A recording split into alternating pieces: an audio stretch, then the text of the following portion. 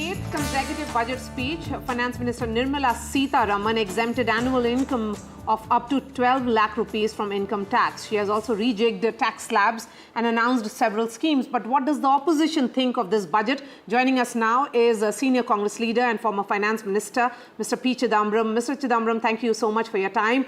Sir, would you concede that this relief to the middle class is a bold move, because policymakers, opposition, have been demanding as to why the government is not passing on dividends from record GST collections to the middle class? More than a bold move, it is a clever move. It is intended to attract the attention of the voters of Delhi and the voters of Bihar.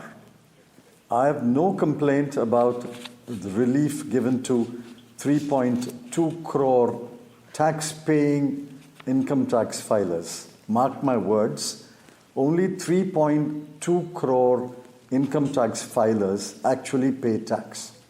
What about the remaining 140 crore? If you had cut the GST, it would have benefited many, many more crore.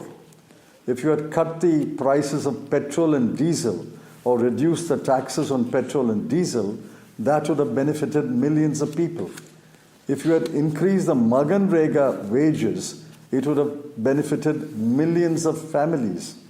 Therefore, while I have no complaint about the relief given to 3.2 crore income tax filers who pay tax, what about the rest? Right. Also, Mr. Chidambaram, why do you feel most of these schemes are beyond capacity of this government, and why that the bureaucracy will be happy with this? Because the government is also saying that they will be bringing in Jan Vishwas 2.0, which will reduce regulations and unnecessary compliances. What regulations have been reduced? In fact, she has announced 15 more schemes and 4 more funds, which means adding to the bureaucratic discretionary load. Why announce 15 more schemes when many of your current schemes are underfunded or you are underutilizing the funds? I'll give you examples. In health, 1,255 crore was underspent. In education, 11,584 crore. In social welfare, 10,019 crore. In agriculture, 10,992 crore.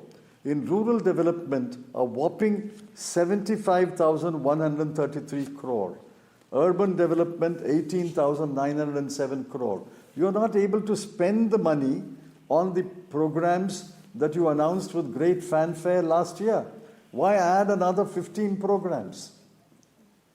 Okay. Sir, the government's own calculation is that this budget will aid consumption and hence boost demand and private capex. Would you agree or disagree? And what's your assessment? What's your assessment? I'll partially agree. About 20% I'll agree. But at the end of the day, the finance minister confessed that the growth this year will be 6.4%. So if growth in 25-26 will be no different from the growth in 24-25, what has this budget done? This budget should have boosted growth to 8%. Neither the Honorable Finance Minister nor the Chief Economic Advisor is willing to say, because of this budget in 25-26, our growth will rise to 8%. Have they said that? I have not heard it. Have they told you?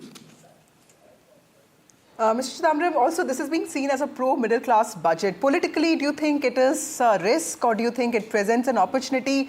And I also wanted to ask you about the projected numbers. Do they look realistic of deficit, of tax collections? What do you have to say? Allocation and expenditure numbers are not giving me optimism. For example, in the current year, The revenue receipts are lower by 41,240 crore. The revised net tax receipts are lower by 26,439 crore. As I said a little while earlier, in key sectors, they have underspent the money. Therefore, I'm not sure about the capacity of this government to spend the money allocated. I'm very, very doubtful about the capacity of the government to spend the money allocated.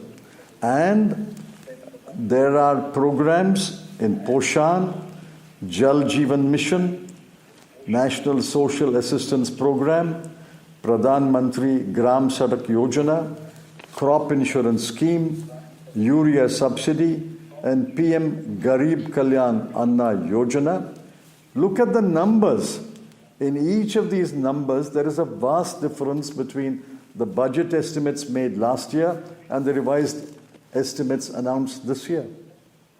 So how can I be confident that the government will spend the money allocated this year in this budget? One of the criticisms that came from you was that the government's stranglehold on people's activities is getting tighter. Why do you say so?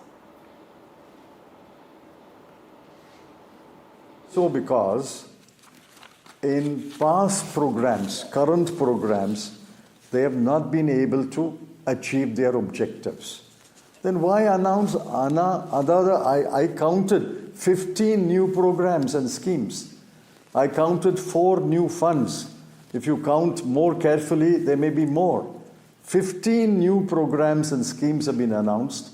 4 new funds have been announced. Where is the capacity of this government to deliver? I mean, if they have failed to deliver on past programs, what is the confidence that the new programs will be delivered? Therefore, I said that the bureaucracy will be very happy. They have got more discretionary schemes. Right.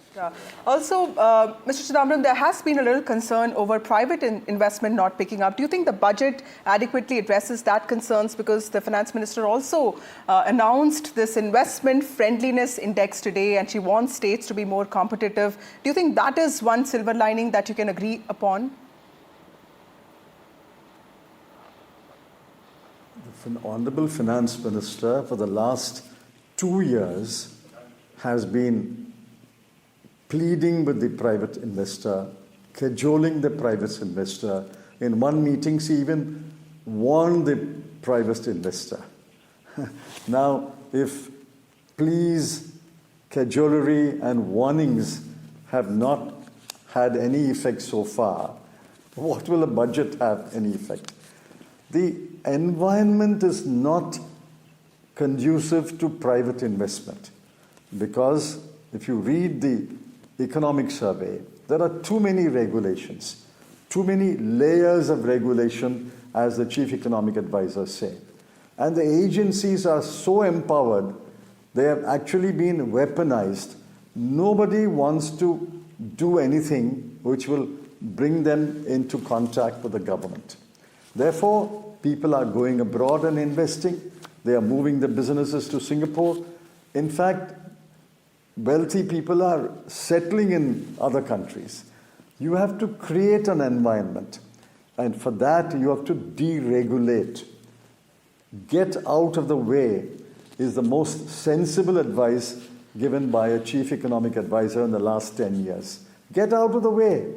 Don't regulate. Don't add more regulations. Have you seen recently the RBI regulations, the SEBI regulations, the Ministry of Company Affairs regulations and rules, the Competition Commission regulations, the IBC regulations? Every year they add another set of regulations. I can say that for Ministry of Coal, for Ministry of Steel, for Ministry of Mining. They just, every secretary, every joint secretary writes a page of regulations. Now the finance minister should sit down and take not a knife, a sledgehammer, and chop off all these regulations, which is what the chief economic advisor said. This is the most regulated economy. In 1991, we started an era of deregulation, liberalization. Now we have gone back halfway. We have added as many regulations as we have dismantled in the first years of liberalization. Mr. Chidambaram, you have said that the cruelest cut has been dealt to the SC/STs and OBCs. The government says that it is the champion of these communities. What's really the issue here? I've given the numbers. I've given 4 examples. PM Anusuchit Jati Abhidyo Yojana allocation was 2,140 crore for the current year, 24-25. Spending is 800 crore, 1/3. For Young Achievers Scholarship for OBC, EBC and denotified tribes, allocation was 1,836 crore. Actual expenditure will be 1,381 crore. Post-metric scholarship for scheduled castes, allocation was 6,360 crore. Actual expenditure will be 5,500 crore. Program for development of scheduled tribes, allocation was 4,300 crore. Actual expenditure will be 3,630 crore. I've given 4 examples. If you examine the budget papers more closely, more intensely, you will find other examples. Government must say why it is spent less money than allocated for Anusuchit Jati, for OBC, scheduled caste, scheduled tribes. Government must explain these numbers. I'm not saying they have no explanation, but they should explain these numbers and satisfy the public at large. Mr. Chidambaram, last question. You have maintained that this government is not willing to break free as the governments did in 1991 and also in 2004. And a few days ago, Congress also held a press conference in which it said that the country has been pushed into a middle income trap by the government's policies. Does that change now, sir? No, nothing has changed. If you are projecting a 6.5% growth, we are heading towards a middle income trap.